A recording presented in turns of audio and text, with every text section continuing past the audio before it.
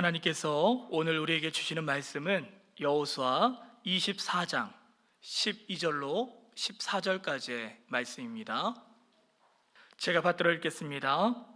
내가 왕벌을 너희 앞에 보내어 그 아모리 족속의 두 왕을 너희 앞에서 쫓아내게 하였나니 너희의 칼이나 너희의 활로서 이같이 한 것이 아니며 내가 또 너희가 수고하지 아니한 땅과 너희가 건설하지 아니한 성읍들을 너희에게 주었더니 너희가 그 가운데에 거주하며 너희는 또 너희가 심지 아니한 포도원과 감람원의 열매를 먹는다 하셨느니라.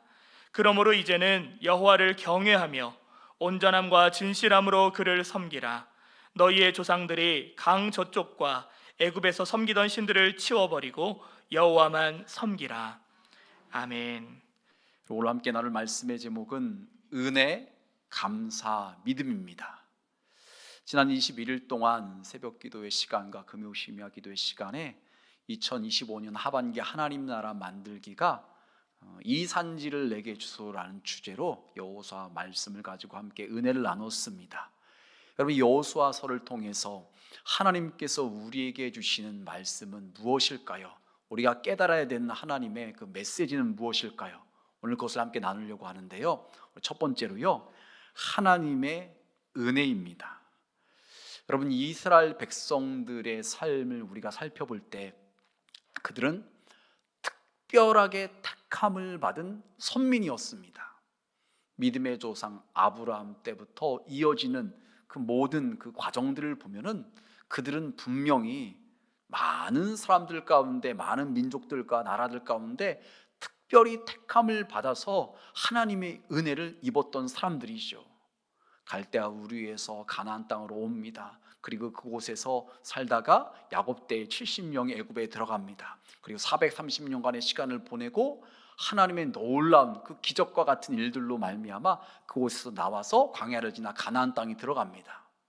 모든 과정 하나하나에 하나님의 놀라운 간섭하심과 주관하심, 그 하나님의 놀라운 기적과 같은 은혜가 너무나 많았죠. 여러분, 구체적으로 좀 말씀을 우리가 생각해 보면요, 이스라엘 백성들이 애굽에서 나올 때 앞에 홍해가 가로막혀 있었잖아요. 그런데 뒤에서는 애굽의 군사가 쫓아옵니다. 그때 하나님께서는 바람을 밤새도록 불게 하셔서 바다가 갈라지게 하시고 이스라엘 백성들은 마른 땅을 밟고 건너갑니다. 그럼 기적과 같은 일이 그들 가운데 일어난 것입니다. 그리고 다 건넌 다음에 뒤에서 쫓아오던 애굽의 군대가 다시 앞으로 나아갈 때 바다가 다시 합쳐져서 애굽의 군사들이 다 죽게 되었습니다. 여러분, 하나님께서 이스라엘 백성들을 특별히 사랑하셔서 그들을 인도하시기 위해서 행하신 기적인 것입니다. 여러분, 그런데 이스라엘 백성들에 관련된 이야기를 살펴보면요, 이것이 끝이 아닙니다. 신명기 8장 16절은 이렇게 말을 하지요. 내 조상들도 알지 못하던 만나를 광야에서 내게 먹이셨나니. 이스라엘 백성들이 광야에서 40년 생활을 하게 되는데 그때 그들이 먹었던 만나는요, 지금까지 보지도 못했고 듣지도 못했던, 조상들도 알지 못했던 그런 것이라고 말씀을 하고 있습니다. 여러분, 40년간 이스라엘 백성들은요, 먹을 걱정하지 않고 살 수 있었습니다. 그럼 우리가 먹고 산다는 일이 얼마나 중요하고 큰 일입니까? 여러분, 제가 한번 계산기를 두드려 봤습니다. 이게 얼마 정도의 비용이 들까 했더니 1인당 한 끼 식사비를 최소로 잡아서 한 5,000원 정도라고 가정을 하면요, 5,000원 곱하기 하루 3끼 365일 40년, 이스라엘 백성들 인구가 장정만 60만 명이라고 했으니까 여자와 아이들까지 쳐서 한 200만이라고 잡는다면요, 438조 원 해당되는 금액입니다. 엄청나게 큰 액수죠. 여러분, 그런데 5,000원이 아니라 하루에 한 끼를 10,000원으로 잡는다고 한다면요, 876조 원에 해당됩니다. 우리나라 대한민국의 1년 예산보다 더 많은 비용이 먹는 데만 소요가 되는 금액이 876조 원이라는 것입니다. 엄청난 비용이 드는 거죠. 그런데 이스라엘 백성들은요, 이런 돈 하나도 지불하지 않고 하나님께서 공짜로 40년간 먹을 것을 공급해 주셨다는 것입니다. 여러분, 그런데 이게 끝이 아니죠. 여러분, 신명기 8장 4절 말씀에 보면 또 이렇게 말을 해요. 이 40년 동안에 내 의복이 헤어지지 아니하였고. 여러분, 이스라엘 백성들이 40년 광야 생활을 하는데 거기에는요, 낮에는 너무 덥고 새벽과 밤에는 너무 추워요. 뭐 일교차가 너무나 큽니다. 그러다 보니까는 이 옷이 더 아마 헤어질 수가 있을 텐데, 지금 성경은 말하기를 40년간 의복이 헤어지지 않았다는 것입니다. 여러분, 그러니 그 비용도 엄청나게 절약이 되는 거죠. 여러분, 제가 한번 옷 한 벌을 5만 원으로 한번 가정을 해봤습니다. 그렇다면 5만 원 곱하기 1인당 이 여름 겨울에 해당되는, 덥고 추울 때 해도 두 벌밖에 없다고 생각을 해도 200만 명을 계산하면 최소 2천억 원이라는 돈이 들 수밖에 없습니다. 최소인 거죠. 여러분, 그런데 이것만이 아니라 신발도 그렇고, 그러니까 이스라엘 백성들이 40년간 광야 생활을 하는 동안에 하나님께서 그들에게 공짜로 거저주신 그것을 수치로 환산한다면요, 엄청나게 큰 금액이 될 수밖에 없는 것입니다. 근데 이스라엘 백성들은 그런 돈을 들이지 않았음에도 불구하고 하나님의 은혜 가운데 그것을 다 거저받고 누릴 수 있게 되었다는 것입니다. 여러분, 이 모든 것이 그렇기 때문에 우리는 하나님의 은혜라고 말을 하는 것입니다. 하나님의 은혜가 이스라엘 백성들 가운데 너무나 크고 많았다는 것이죠. 여러분, 그런데 이것으로 끝나는 것이 아니라 이스라엘 백성들이 이 광야를 지날 때 아말렉 족속이 갑자기 공격을 해서 전쟁을 하게 됩니다. 그때 모세는 산에 올라가서 손을 들고 기도합니다.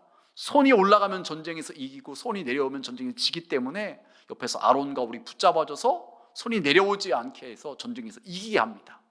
여러분, 이것이 한 번 전쟁으로 끝나는 것이 아니라 가나안 땅에 들어가기 전에 아모리 족속의 왕 시온과 또 바산한 옥과의 전투, 이런 전투가 이어지는데 그 전투에서도 승리하게 하시고 또 승리하게 하시는 것입니다. 그 다음에 요단강을 건너서 이제 첫 성인 여리고성을 정복하는 그 전투에서도 하나님께서는 승리하게 하셨습니다. 여러분, 이스라엘 백성들의 그 애굽에서 나온 이후에 이 가나안 땅에 들어가고 가나안 땅을 정복하는 그 모든 과정들을 보면요, 이 모든 것이 전적인 하나님의 은혜가 아니고서는요, 어떻게 설명할 수 있는 방법이 없는 것입니다. 여러분, 그래서 오늘 본문 말씀인 12절 말씀에 보면 이렇게 말을 해요. 내가 왕벌을 너희 앞에 보내어 그 아모리 족속의 두 왕을 너희 앞에서 쫓아내게 하였나니 너희의 칼이나 너희의 활로서 이같이 한 것이 아니며. 여러분, 이스라엘 백성이 전쟁에서 이긴 그 승리의 요인이 무엇이냐? 칼을 잘 써서요, 활을 잘 쏘아서요, 그것이 아니라 지금 말씀해 보니까 하나님께서 왕벌을 보내셔서 그 두 왕을 쫓아내게 하셨다, 전쟁에서 이기게 하셨다고 말씀하고 있습니다. 여러분, 혹시 과거에 벌에 쏘여 보신 적 있으시죠? 이 뭐 작은 벌, 그 뭐 꿀벌거 같은 거, 그런 것에 쏘이면 뭐 문제도 안 되고 그냥 잠깐 따끔하고 말죠. 뭐 물파스 받을 것 같은 거 발로 끝나죠. 그런데 그 정도가 아니라 뭐 여왕벌, 말벌, 뭐 땅벌, 그런 것에 쏠리면 위험하잖아요. 제가 한 20년 전쯤인가 저희 아버님과 함께 이제 벌초를 갔다가 이 벌초를 하는 과정에서 갑자기 아버님이 막 뛰어내려 가시는 거예요. 왜 그러신가 봤더니 아버지가 긴 바지를 입으셨는데 그 긴 바지 밑으로 땅벌이 들어가서 아버님을 쐈던 거예요. 그래서 막 뛰어가셨는데 갑자기 서 계시더니 앞으로 확 꼬꾸러지시는 거예요. 기절을 하신 거예요. 그래서 119에 전화하고 앰뷸런스가 와가지고 병원 가서 그 뭐 주사를 맞으시고 이렇게 해독을 하는 건지 중화를 시키는 건지 그런 이제 치료를 받았습니다. 제가 그때 처음으로 알았어요. 야, 이게 벌이라는 것이 이렇게 무섭구나. 사람을 갖다가 꼬꾸라지게 만들고 기절까지 시키는구나. 여러분, 지금 말씀에 왕벌로 이 쫓아내게 했다, 그래서 전쟁에 승리했다는 것이 아마 뭐 정확하게 왕벌이 뭔지는 모르겠지만 이런 것이 아닐까요? 여러분, 이스라엘 백성들이 전쟁에서 승리한 거, 그들이 싸움을 잘해서 전략이 좋아서 무기가 좋아서 그런 것이 아니라 하나님께서 도와주셨기 때문에 전쟁에서 승리할 수 있었다고 분명하게 말하고 있는 것입니다. 여러분, 그래서 이어지는 13절 말씀에 보면 이렇게 말을 합니다. 우리 다 같이 한 목소리를 또 하겠습니다. 시작. 내가 또 너희가 수고하지 아니한 땅과 너희가 건설하지 아니한 성읍들을 너희에게 주었더니 너희가 그 가운데 거주하며 너희는 또 너희가 심지 아니한 포도원과 감람원의 열매를 먹는다 하셨느니라. 아멘. 여러분, 이스라엘 백성들이 이제 광야 생활을 마치고서 가나안 땅을 정복하게 되었는데, 지금 말씀해 보니까 그들이 정복한 땅, 그다음에 성읍, 그다음에 포도원, 그것을 얻게 된 것이 지금 말씀해 보니까 그들이 수고하지 아니한 것이고, 그들이 건설하지 아니한 것이고, 그들이 심지 않은 것이라고 분명하게 언급하고 있습니다. 무슨 말인가요? 하나님께서 그들을 위해서 예비해 놓으신 것을 그들이 취하게 하셨다는 것입니다. 여러분, 이런 내용들을 우리가 쭉 살펴보면 살펴볼수록요, 이스라엘 백성들을 향한 하나님의 은혜가 너무나 크다는 거죠. 여러분, 그런데 이것은 단순히 이스라엘 백성들에게만 해당되는 이야기가 아니라 예수님을 믿음으로 말미암아 구원받은 우리에게 해당되는 이야기라는 것입니다. 이스라엘 백성들이 애굽에서 나오면서 어린 양을 잡아서 피를 바름으로 그들이 죽지 않고 살아났습니다. 마찬가지로 죄 없으신 예수님께서 우리 대신 십자가에 못 박혀 피 흘리심으로 말미암아 죄인된 우리의 죄가 다 사함받고 우리도 구원받은 하나님의 자녀가 된 것입니다. 이런 하나님의 자녀가 된 우리는요, 구원받은 이후에 하나님의 보호하심 가운데, 하나님의 인도하심 가운데 살아가는 것입니다. 천국 가는 그날까지 하나님께서 우리를 지켜주시고 우리와 함께 하시는 것입니다. 여러분, 그래서 우리는 지난 날들을 뒤돌아보면서 하나님께 받은 은혜를 잊지 말고 기억할 수 있어야 되는 것입니다. 여러분, 사람은요, 무엇을 기억하고 사느냐에 따라서 지금의 삶이 또 앞으로의 삶이 영향을 받게 되는 것이에요. 만약 지난날 힘들었던 거, 고생했던 거, 불행했던 거, 상처받은 거, 그것만 계속해서 생각하면요, 그 사람의 삶은 지금도 그렇고 나중도 그렇고요, 계속해서 불행하다고 느낄 수밖에 없고 그렇게 인생이 흘러갈 수밖에 없는 것입니다. 여러분, 그런데 하나님께서 베푸신 은혜를 기억하고서 감사를 고백하면요, 지금 나의 삶이 감사를 고백하는 가운데 행복할 수가 있고 기쁠 수가 있고 더 감사의 조건이 우리의 삶 가운데 많아질 수가 있는 것입니다. 바로 이 예배에 오신 우리 온천중앙의 모든 성도님들은 지난날 하나님께서 여러분의 베풀으셨던 은혜를 기억하고서 감사할 수 있는 우리 모두가 되시길 주님의 이름으로 축복합니다. 여러분, 시편 77편 11절에 보면 이렇게 말씀을 하고 있어요. 곧 여호와의 일들을 기억하며 주께서 옛적에 행하신 기이한 일들을 기억하리이다. 다윗은 힘들고 어려운 시간들을 많이 보냈지만 그럼에도 불구하고 그 가운데 하나님께서 행하셨던 일들을 기억해서 하나님께 감사를 고백하는 것입니다. 여러분, 우리가 하나님께 받은 은혜를 잊지 않고 기억한다면요, 우리의 입에서 나오는 것은 감사가 될 수 있는 것입니다. 여러분, 그래서 오늘 이제 두 번째 말씀은요, 하나님의 은혜를 입은 사람의 마땅한 고백은 원망과 불평이 아니라 감사가 되어야 된다는 것입니다. 여러분, 이런 말이 있죠. 인지상정. 사람이 마땅히 가져야 될 마음이란 뜻입니다. 여러분, 우리가 누군가로부터 도움을 받았어요. 어려운 상황 가운데 있었는데 그때 누군가 나를 도와줬어요. 그럼 우리가 품어야 될 마음은 무엇인가요? 그 사람에 대한 당연히 고마운 마음, 감사한 마음을 가져야 되겠죠. 여러분, 이것은 하나님과 우리와의 관계에서도 마찬가지입니다. 내가 하나님께 받은 은혜가 너무 커요. 하나님께 너무나 큰 사랑을 받았습니다. 그렇다면 우리는 당연히 입술로 하나님께 감사를 고백하고 마음에는 하나님을 향한 그 감사의 마음을 품을 수 있어야 되는 것이죠. 여러분, 그런데 성경 말씀에 나오는 이스라엘 백성들이 그러지 못했던 것 같아요. 이 민수기 11장 1절에 보면 이렇게 말을 합니다. 여호와께서 들으시기에 백성이 악한 말로 원망하매 여호와께서 들으시고 진노하사 여호와의 불을 그들 중에 붙여서 진영 끝을 사르게 하시매. 여러분, 이스라엘 백성들 아까 우리가 내용을 본 것처럼요, 너무나 많은 은혜를 받았는데도 불구하고 그들이 지금 하나님 앞에서 악한 말로 원망을 하는 것입니다. 여러분, 그러니 이 말을 들으신 하나님께서 얼마나 속상하셨을까요? 얼마나 화가 나셨을까요? 심지어 그들은 이렇게 말을 합니다.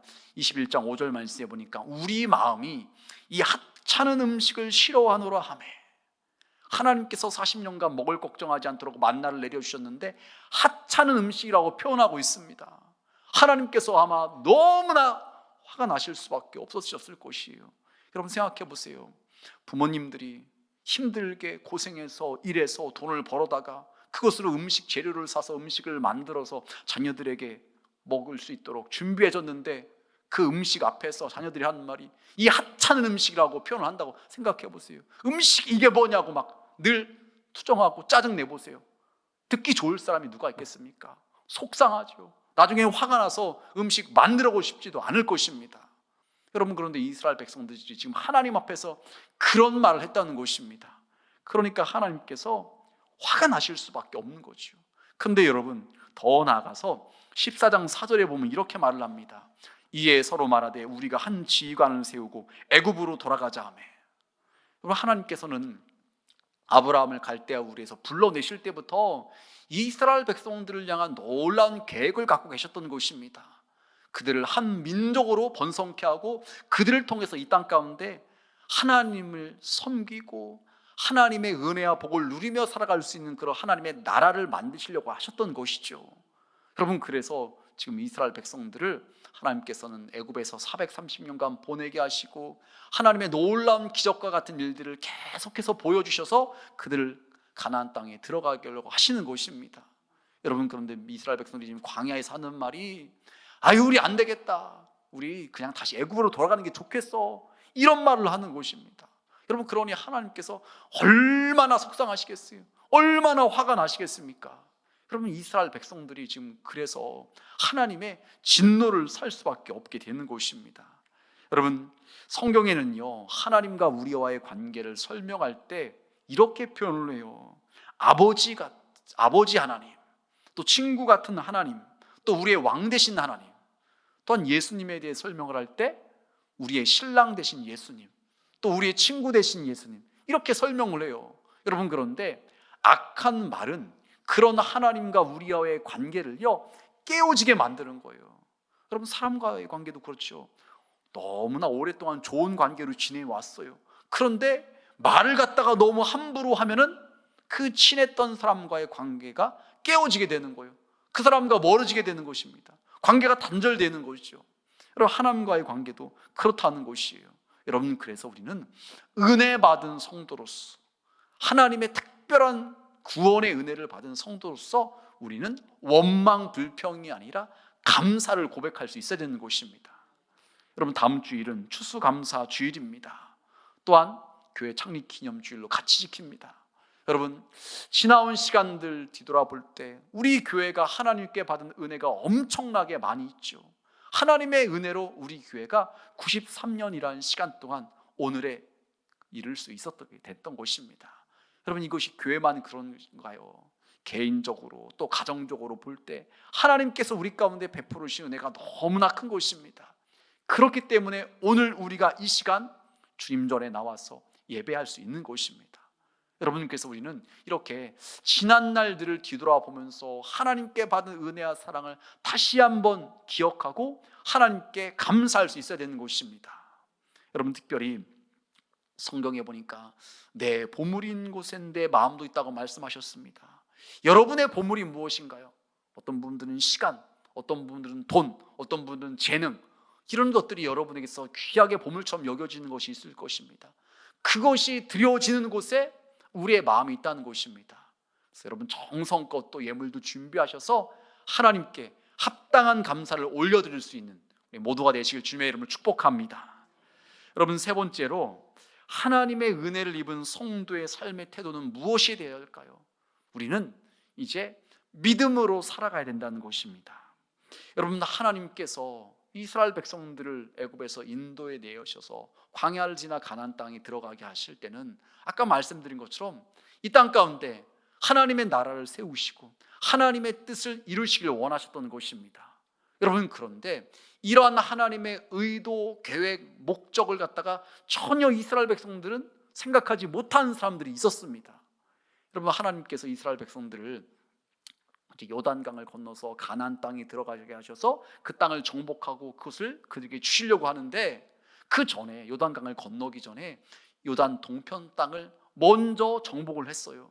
그랬더니 그때 루벤 지파, 갓 지파, 므낫세 반 지파, 이 두 지파 반이 거기 우리 달라고, 거기서 우리가 성을 건축하고 우리를 만들어서 가축을 키우고 우리 자녀들을 갖다가 키우면 좋겠다, 이렇게 이야기를 하는 것입니다. 여러분, 그들이 본 것은 무엇입니까? 그냥 이 땅에서 편하게 잘 먹고 잘 입고 살아가는 것, 그것이 최고라고 여기기 때문에 하나님께서 계속해서 누누이 말씀하셨던 그 하나님의 그 약속의 땅을 소망하지 않고 꿈꾸지 않는다는 것입니다. 여러분, 우리는 이 땅에서 살아가면서 그냥 눈에 보여지는 것, 그것만 집착하는 것이 아니라 하나님께서 우리를 위해서 예비해 놓으신 영원한 하나님 아버지 집 천국을 소망하여 살아갈 수 있어야 되는 것입니다.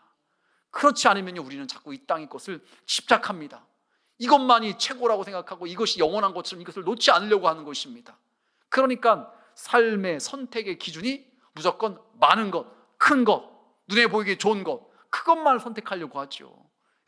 여러분, 그런데 만약 그러면요, 그것이 100% 잘못된 것은 아니지만은 그걸로 인해서 우리가 오히려 화를 입을 수 있는 일이 발생할 수 있다는 거죠. 여러분, 창세기 13장 10절 말씀에 보면 이런 말씀이 나옵니다. 이에 롯이 눈을 들어 요단 지역을 바라본즉 소알까지 온 땅에 물이 넉넉하니 여호와께서 소돔과 고모라를 멸하시기 전이었으므로 여호와의 동산 같고 애굽 땅과 같았더라. 여러분, 아브라함과 조카 롯이 함께 지내다가 하나님의 복을 많이 받아서 소유가 많아지게 되었습니다. 그런데 그때서 그들이 하는 것이 더 이상 같이 있을 수 없으니까 분가를 합니다. 서로 떨어져서 지내기를 해요. 그래서 아브라함이 조카에게 먼저 양보를 해요. 네가 먼저 선택을 해라. 그럼 내가 다른 쪽으로 가겠다. 롯이 눈을 들어봤더니 지금 말씀에 나온 것처럼 여호와의 동산 같고 애굽 땅과 같았더라. 물이 넉넉하니까요, 너무나 살기 좋아 보이는 곳이에요. 그래서 더 뭐 알아볼 것도 없고 그냥 여기다, 여기가 내가 갈 곳이다라고 선택을 했던 것이죠. 여러분, 롯의 선택이 무조건 잘못됐다고 말할 수는 없을 것입니다. 세상적인 기준, 이성, 상식, 이런 것을 다 동원해서 봤을 때 여기다, 잘못된 것다고 무조건 말할 수는 없을 거예요. 여러분, 그런데 믿음의 성도라면은, 하나님을 믿는 사람이라면요, 하나님께 먼저 여쭤봤어야 된다는 거예요. 하나님, 여기가 좋아 보이는데 여기가 하나님께서 나를 위해서 예비해 놓으신 것입니까? 이곳으로 가는 것이 맞습니까? 하나님께 기도하고서 선택을 했었어야 된다는 것입니다. 그러지 않으니까 결국에 나중에 어떻게 됩니까? 그곳이 죄악이 가득 찬 곳이었기 때문에, 동성애가 막 극에 달하는 곳이었기 때문에 하나님의 진노를 사서 유황불이 떨어져서 다 멸망당하게 됐죠. 그런데 아브라함의 중보기도로 말미암아 롯과 그의 아내와 그의 딸들이 나오게 되는데, 살아서 나오게 되는데, 그때 아내가 뒤를 돌아본 거로, 뒤돌아보지 말라고 그랬는데 뒤돌아본 거로 소금기둥이 되어버렸던 것입니다. 여러분, 풍족한 것이 무조건 좋은 것은 아닙니다. 여러분, 돈 많이 버는 거 좋지요. 성공하는 것도 좋지요. 그래서 제가 종종 말씀드리죠. 저는 우리 교회 모든 성도들이 다 부자가 되었으면 좋겠습니다. 다 성공했으면 좋겠습니다. 하는 일마다 다 잘 되고 남보다 뛰어났으면 좋겠습니다. 여러분, 그런데 만약 혹여라도 그걸로 인해서 여러분이 하나님과 멀어진다면요, 차라리 조금 덜 가는 것이, 조금 덜 성공하는 것이, 조금 더 높아지는 것이, 덜 높아지는 것이 더 나을 수가 있다는 것이죠. 여러분, 돈 많이 벌어서 성공해서 무엇을 하려고 하는 것인가요? 우리는 삶의 의미와 목적을 생각할 수 있어야 돼요. 어떻게 살아가는 것이 더 의미 있고 가치가 있는 인생인가? 여러분, 이스라엘 백성들 가운데 지금 루벤과 갓과 므낫세 반지파는요, 이런 것을 전혀 고려하지 않은 것입니다. 그냥 여기 좋아 보이네, 그냥 여기 살면 제일 좋겠네, 이것만 생각했다는 것입니다. 여러분은 어떠신가요?